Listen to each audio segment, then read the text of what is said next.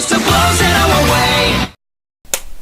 What is going on, guys? It is me, the Ninja Reviewer here. Welcome to another excited review of the One Piece Greatness episode 854 review. Monkey D. Luffy right here. Oh man, my bad, this review is actually pretty late.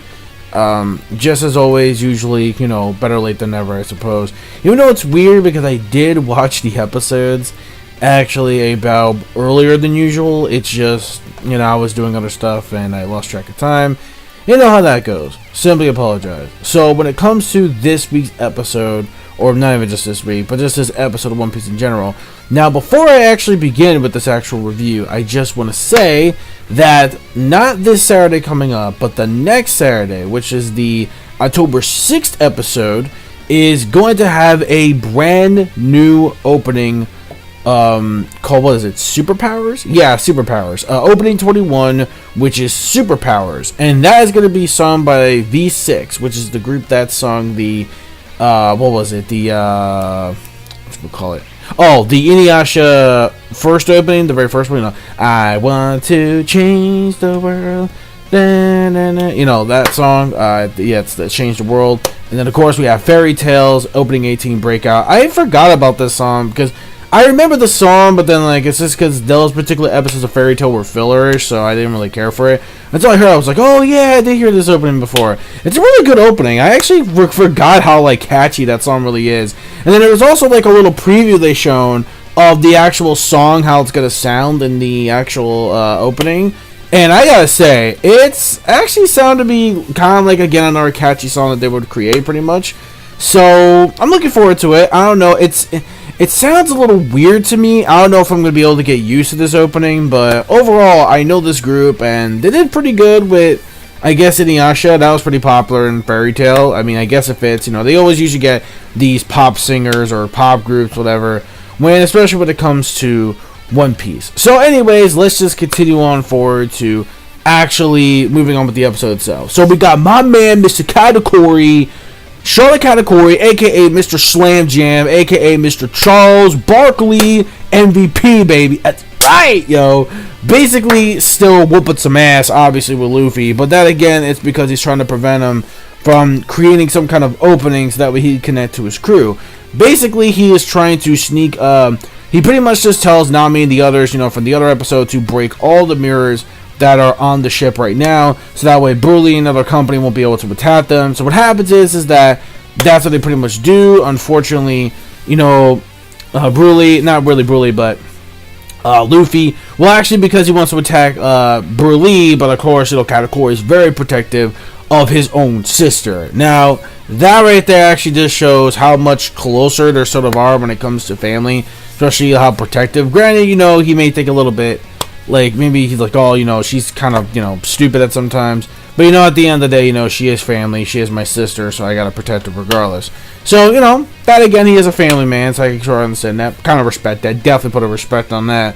So, of course, he introduced a brand new ability, which is pretty much a trident. Oh, the trident. Oh, the trident thing that he actually used. Or not used, but he held for a while. Now, the trident was hype. There was mad hype to the trident because even in the manga, I was like, okay, when is this dude actually going to use it? Because that was actually something really cool that I enjoyed in the manga. So he saw my main man, Mr. Katakuri, use the actual trident, and it's called an attack called Willy Mochi. And he was able to create multiple legs of Mochi. Yo, this dude, oh, yo, Katakuri is a beast. I will say that right now. Katakuri is the pinnacle of, like, ooh. This is why he is worth a billion for a reason. Granted, over a billion.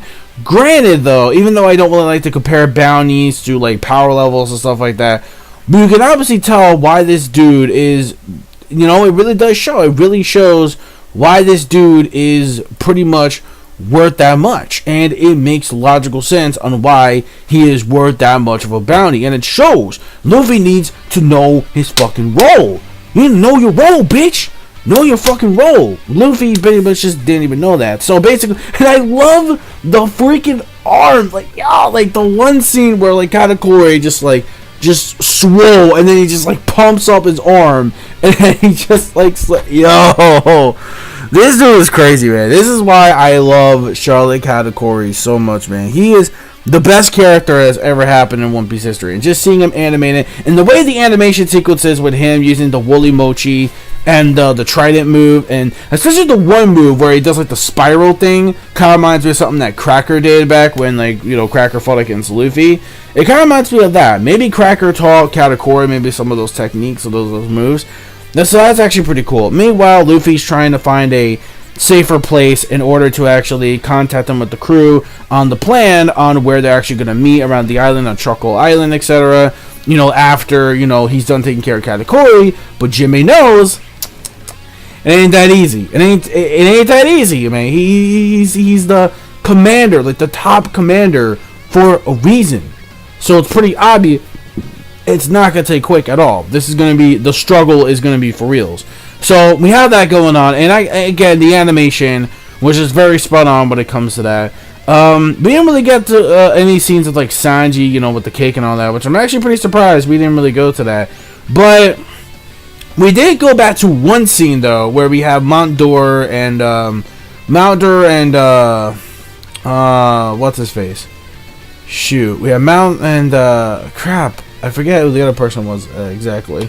Tamago, that was his name. So Tamago's saying like, well, are you sure Mama's gonna be able to actually, you know, be able to finally get vengeance and actually, you know, defeat the Straw Hats? And Mountdoor's like, look, just believe in Mama, especially the way she is now. And he actually did draw the actual exact replica too of like Big Mom riding the waves like on some Rocket Power / Whitebeard shit. That was actually really cool though. I actually did like that little thing that he did though. But that was like a weird scene because we just cut back to that and then we just go back to the greatness, which is, you know, obviously Luffy and Katakuri. Actually, no, scratch that. No, we don't. I forgot to the Gurma 66.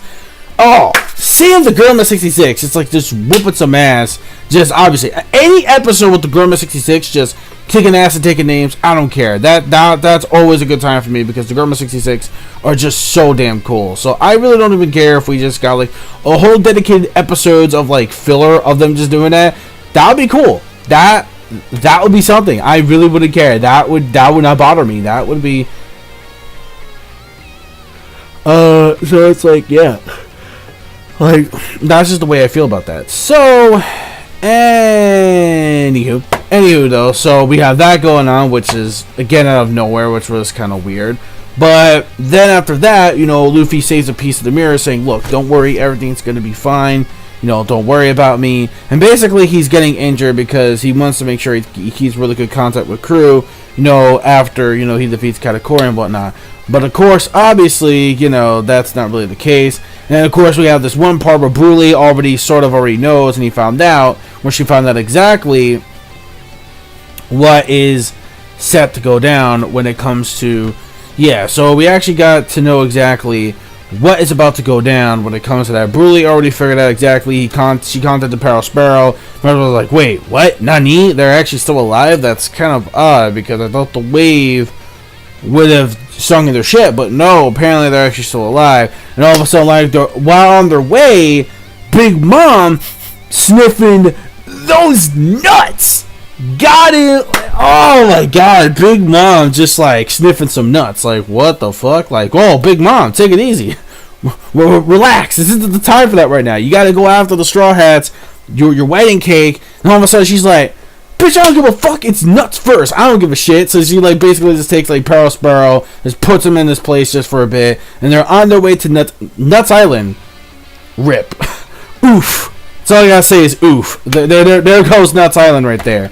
I mean, that again, Big Mom, hey, she can't resist, you know, the power of the smell of these nuts. Anyway, so that's that right there. And then, of course, we go back finally, Luffy versus Katakuri. And I love how Luffy just used also the Red Hawk against Katakuri. Then Katakuri, he just uses the Trident. And oh, God, it's from my hat. And then he just uses the Trident. Then, bam, he just spins the Red Hawk and it just deflects that shit. Like, yo, Katakuri, he's untouchable, man.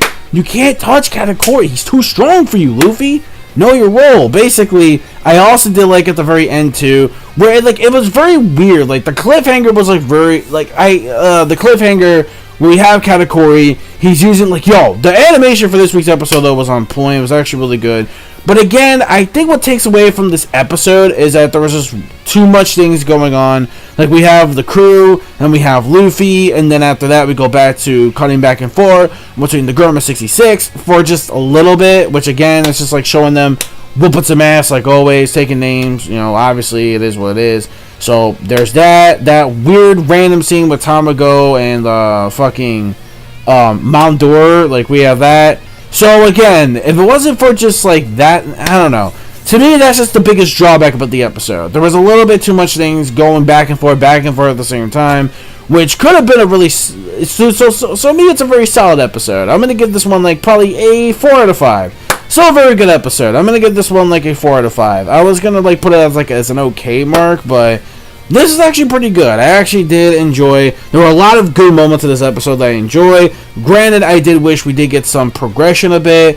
And basically, the whole back and forth didn't really help either. Next week, though, I am really hoping we do somehow focus a lot more. Even if we have to shift away a little bit, at least focus a lot more, especially from the preview, showing that Luffy is still going to be continuing to fight Katakuri. And we all know from the chapters that are going to surpass, we know the fight is still going to be mainly focused on. So, we got that going on, which I'm very, very excited for. Oh, one more thing before I end the episode. I completely forgot. There was one more thing I forgot to mention, too. Broly actually gave hype to Katakuri, saying that ever since Bert, this is crazy. Ever since Bert, Katakuri has not sit back once. Like, he was never on his back, even for a moment. Even at Bert when he was born.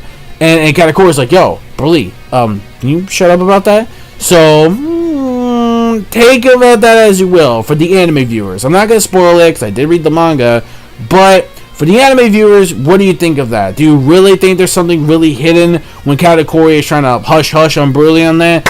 Or what do you guys think about that? To me, I already know the big secret, which should be, hopefully by the pacing of the episodes, should be coming very, very soon. And oh boy, our anime viewers going to be a little bit on the fence on what's going to be shown with Katakuri. But that's going to be, I don't know about the next episode, I doubt it. Probably the episode after that, when we get the new opening especially, that's probably going to be what's going to go down.